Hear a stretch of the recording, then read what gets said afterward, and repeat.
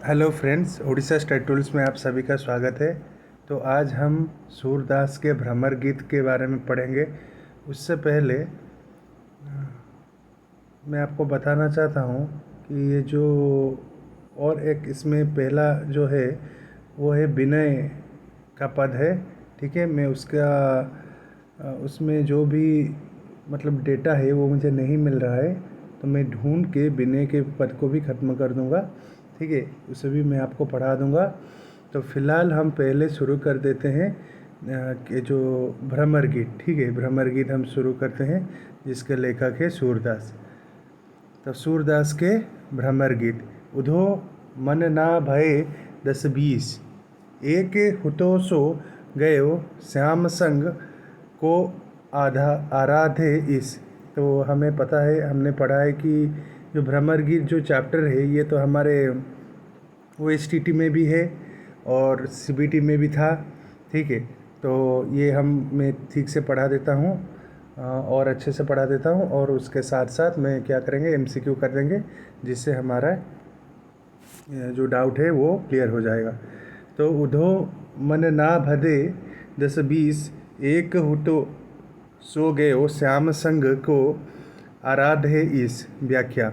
गोपी उद्धव से कह रही है कि हे उद्धव, मन 10-20 तो होते नहीं कि एक को श्याम कृष्ण को दे दें और दूसरा मन किसी और को की आराधना करे। हमारा मन तो केवल एक ही है, वह भी श्री कृष्ण के संग चला गया।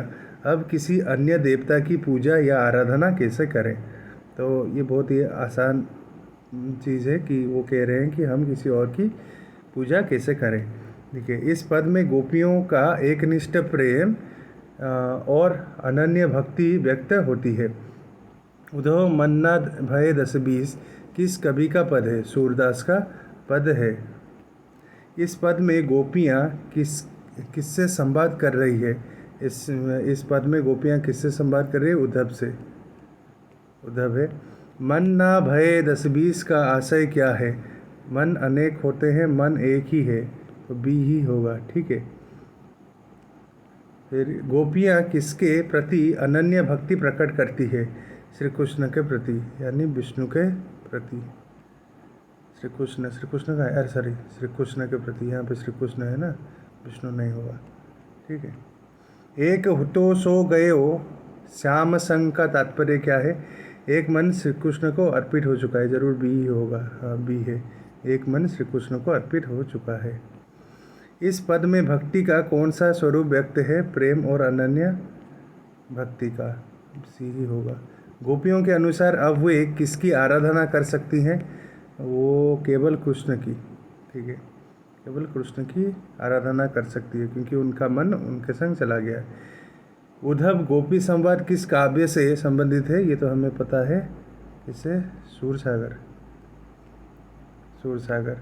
फिर गोपियों का मन किसके पास जा चुका है? और ये है श्री कृष्ण के पास। को आराधे इस में गोपियाँ क्या कहना चाहती है?